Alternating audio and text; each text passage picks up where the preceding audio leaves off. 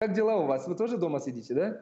Все сидят дома сейчас, и прогрессивно мыслящее человечество, и спортсмены, и бабка, и детка, и внучка, и жучка, и кошка, и даже мышка. Да. А вы как проводите такие дни дома? Пользы. Ну, во-первых, я в любом случае каждый раз работаю, потому что у меня постоянные включения. Сейчас это был студенческие вебинары, и я на Матч ТВ постоянно записываю какие-то стендапы и для канала «Россия». И, в общем, я не сижу на месте. Я занимаюсь спортом, конечно, стараюсь питаться и, естественно, работаю, потому что, ну, никто же не отменял телевидение и все прочие истории. Но сейчас, Ну да. конечно, прислушаться. У вас там нет же режима самоизоляции пока еще или уже есть? Есть. Полная самоизоляция.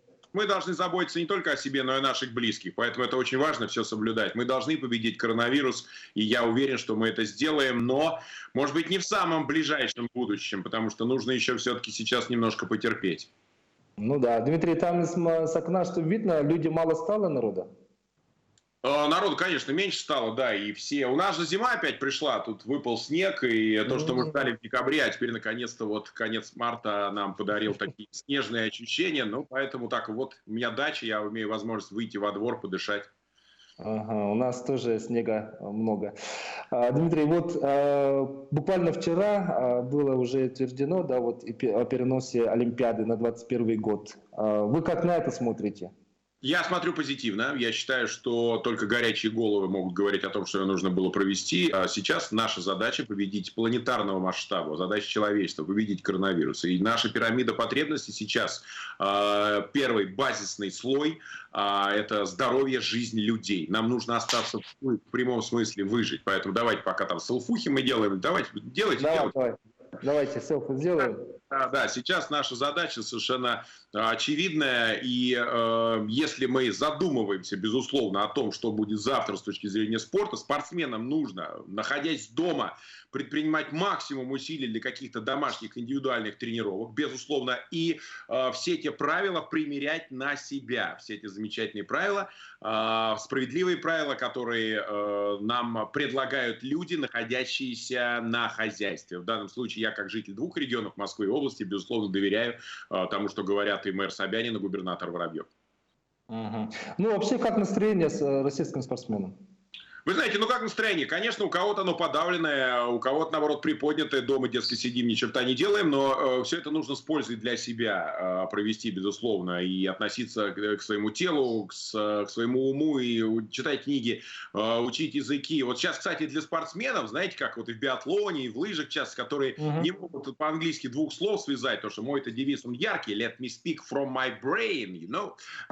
И вот как раз именно сегодня, сейчас можно вот эту паузу использовать для того, чтобы выучить иностранный язык, тот же английский. Потом, когда, приходя на пресс-конференцию, уже рассказывать, что, for example, after first shooting I had some problem, but after second I was perfect, and my great finish with Russian flag, absolutely incredible history, oh yeah.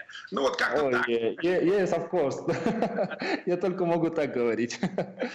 Хорошо, Дмитрий. А вот это, наверное, не только спортсменам. И сейчас вот такие дни, это реально шанс выучить такие, ну, заниматься за саморазвитием, можно сказать, да, не только языки, но и выучить якутский язык. А вы как, кстати, научились тот раз, в сентябре, когда были? Я приезжал с удовольствием, и там растут мои сосенки, растут елочки, которые я посадил в прекрасном городе. Я в восторге от жителей, хочу сказать. И вот в вашем лице, конечно, передаю всем горячий привет. Я еще рассчитываю приехать.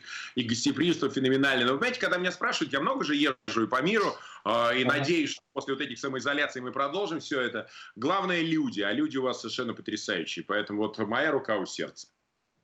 Отлично, спасибо, Дмитрий.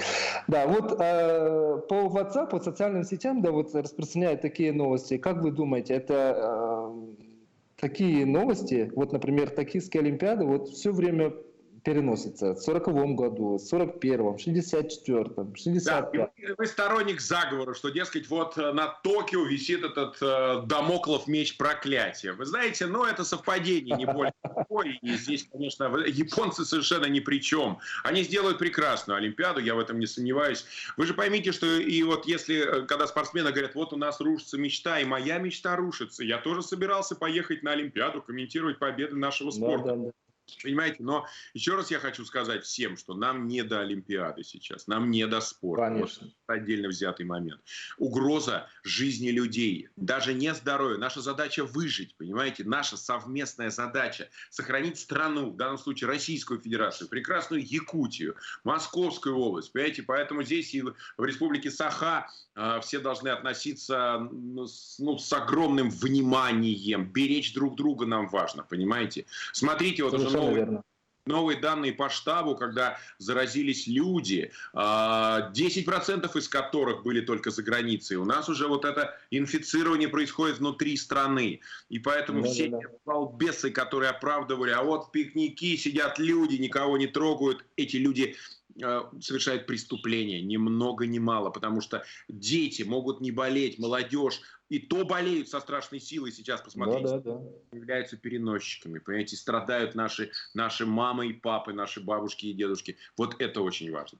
Буквально 1 минута. Вот ваше пожелание нашим землякам, вот именно якутянам, пожалуйста. Вы знаете, Якутия, Республика Саха, мои дорогие, мои любимые, я был у вас дважды. Один раз, когда самолет в Магадан приземлился, потому что Магадан не принимал и совершил короткую экскурсию. Но вот то, что я был у вас почти целые сутки, когда мы сажали деревья, Давайте любить друг друга и беречь друг друга. Вот это самое главное. Ведь вы богатство наш, прекрасные, какие красивые девушки на улицах, потрясающие. Вот этот феноменальный генофонд. Поэтому, вы знаете, я как представитель старомодной сексуальной ориентации, вы симпатичный, но не более того. Поэтому я с якутянкам, правильно же так говорить, да? Передаю горячие приветы. И опять же, люблю вас бесконечно. Приеду, пообщаемся и посадим деревьев. Спасибо вам огромное за звонок, я всегда ваш. Спасибо, Дмитрий, спасибо.